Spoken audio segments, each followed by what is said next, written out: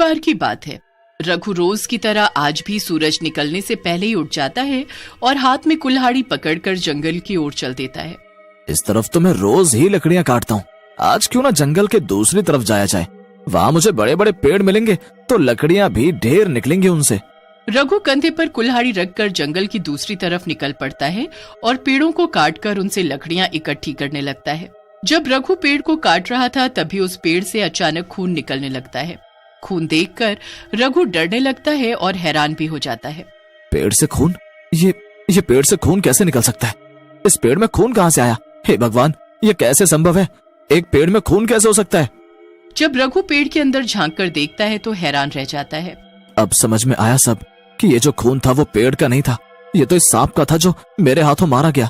और मैं बेकार में ये सोचकर परेशान था कि पेड़ से खून कैसे निकल रहा है। खैर, इस जंगल में न जाने कितने सांप हैं और ऐसे रोज कितने मरते होंगे। इस सांप को यहीं पड़ा रहने दिया जाए और अब घर चला जाए, क्योंकि अब बहुत सारी लकड़ियां इकट्ठी हो चुकी हैं। रघु तो वहाँ से चला जाता है, पर कुछ ही देर बाद उसी पेड़ के पास से एक तांत्रिक बाबा गुजरता है तो उसकी नजर उस सांप पर पड़ती है। ये क्या? ये सांप तो मामूली सांप नहीं लगता, ये तो इच्छाधारी सांप लगता है। इसके तो 2 टुकड़े हो चुके हैं। इसे किसने मारा होगा? देखो, मरने के बाद भी ये तड़प रहा है। इसका मतलब इस सांप में अभी भी जान है। मुझे इसे जीवित करना ही होगा किसी भी हाल में। तांत्रिक सांप के दोनों टुकड़ों को उठाता है और अपनी तंत्र विद्या से उन टुकड़ों को जोड़कर एक करने लगता है, पर बहुत कोशिश करने पर भी तांत्रिक सांप के टुकड़ों को एक नहीं कर पाता। तभी तांत्रिक अपने थैले से एक बोतल निकालता है। इस बोतल में मैंने कई सालों से एक भूत को पकड़कर बंद कर रखा है। अब मैं इस भूत का आधा धड़ इस सांप के लगा दूंगा, फिर ये सांप जीवित हो उठेगा। तांत्रिक बोतल के अंदर से भूत को निकालता है और उसके 2 टुकड़े करके एक टुकड़ा सांप के साथ रखकर जोड़ देता है। फिर कुछ देर आंखें बंद करके मंत्र बोलता है और सांप को जीवित कर देता है। अब सांप का ऊपरी हिस्सा एक भूत का और बाकी हिस्सा सांप का। ए तांत्रिक, तूने क्या किया? मेरे शरीर का ये क्या हाल कर दिया? तू अब नहीं बचेगा। मुझे हाथ भी लगाया तो मैं तुझे भस्म कर दूंगा। और बात रही तेरे शरीर की, उसे मैंने जीवन दान दिया है। अरे तुझे तो कोई मार कर तुम्हारे टुकड़े कर कर चला गया। तुम लहूलुहान वहां पड़े थे। उसके बाद मैंने तुम्हें पहले जैसा करने की बहुत कोशिश की, पर नहीं कर पाया। उसके बाद बस यही एक रास्ता बचा था मेरे पास तुम्हें जीवित करने का। पर इस भूत को ही मेरे धड़ से क्यों जोड़ा? कोई और नहीं मिला था क्या तुझे? ये दिखने में कितना बदसूरत और भद्दा है, ऊपर से काला। मेरा चमकीला और सुंदर शरीर बिगाड़ डाला तूने। अब जरा देखो, मुझे ऊपर से लेकर नीचे तक बदसूरत तो हूं ही और काला भी हो गया। तुम चिंता मत करो, मैंने तुम्हें जीवन दान दिया है तो तुम्हारा शरीर भी पहले जैसा कर सकता हूँ, पर उसमें थोड़ा वक्त लगेगा। अब मैं तुम्हें जैसा कहूंगा तुम्हें वैसा ही करना होगा। वो काम पूरा होते ही तुम पहले जैसे हो जाओगे। तुम जैसा कहोगे मैं वैसा ही करूंगा, बस मुझे मेरा पहले जैसा शरीर लौटा दो। फिर सुनो, तुम्हें क्या करना है, तुम्हें गांव से रोज एक हट्टा कट्टा इंसान उठाकर मेरे पास लाना है।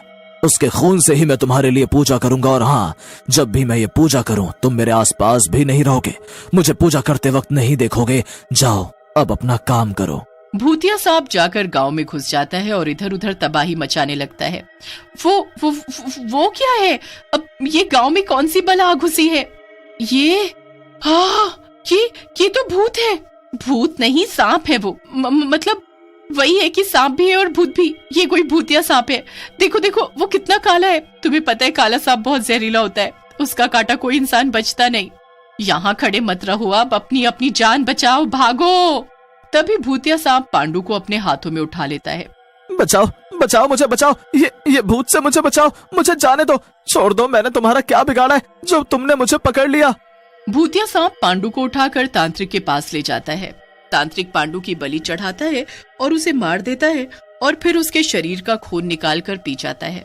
आज तो मजा ही आ गया, खून पीकर कलेजे को ठंडक मिल गई।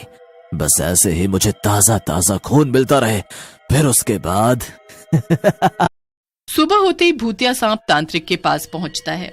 तुमने जैसा कहा मैंने वैसा ही किया, अब तो मुझे पहले जैसा कर दो। ये काम इतनी जल्दी नहीं हो सकता, मुझे और इंसान चाहिए और पूजा करनी होगी। इसलिए अभी जाओ और ले आओ मेरे पास उन गांव वालों को उठाकर।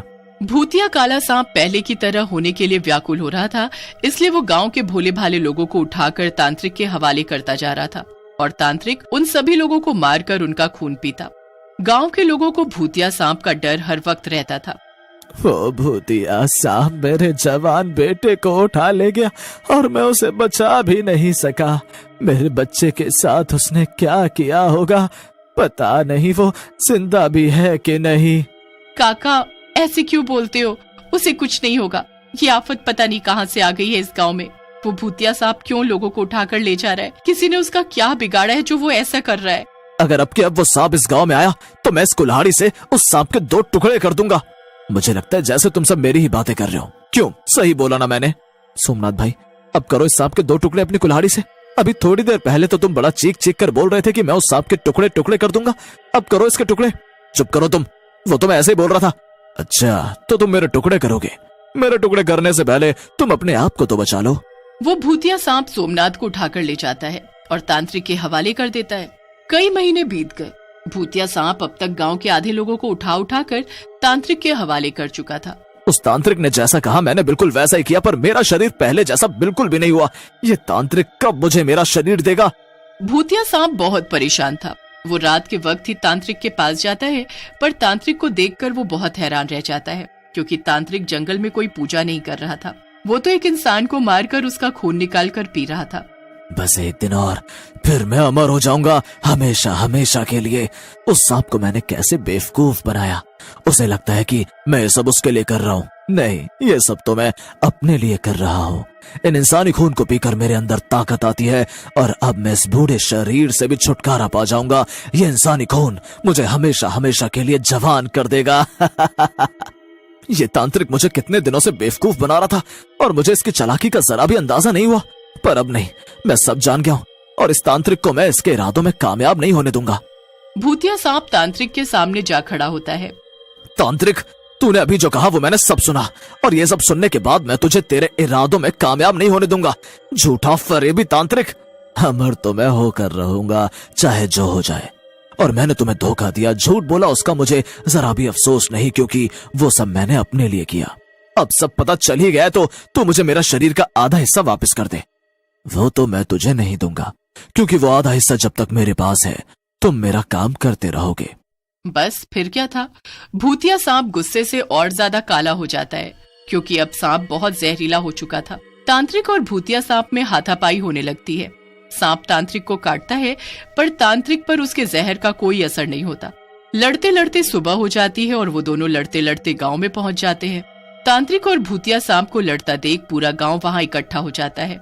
तूने मेरे हाथों से पाप कराया है, इन मासूम लोगों को मारा है तूने, उनकी बलि देकर, उनका खून पीकर आज मैं तुझे मार डालूंगा। तू कभी अमर नहीं होगा, पर मरने से पहले मेरा आधा शरीर दे। गांव वाले तांत्रिक को पहचान गए थे, क्योंकि वो पहले भी ऐसी हरकत कर चुका था। पर गांव वालों को सब पता चलने पर उन लोगों ने तांत्रिक को धक्के देकर गांव से बाहर निकाल दिया था। इस तांत्रिक ने यह हरकत की है, अब अगर ये इसे जिंदा छोड़ दिया तो ये तीसरी बार फिर ऐसी हरकत करेगा, इसलिए इस तांत्रिक को अब हम जिंदा नहीं छोड़ सकते, इसे मरना हो। तभी आसमान काले बादलों से घिर जाता है और तांत्रिक अपने दोनों हाथ ऊपर करके अमर होने के लिए मंत्र बोलने लगता है। तभी भूतिया सांप पास पड़ी कुल्हाड़ी से तांत्रिक के दोनों हाथ काट देता है। तांत्रिक वहीं तड़प तड़प कर मर जाता है। तांत्रिक के मरते ही भूतिया काला सांप खुद ब खुद पहले जैसा हो जाता है। अब उसका पूरा शरीर सांप का था। वो खुशी खुशी चुपचाप वहां से चला जाता है।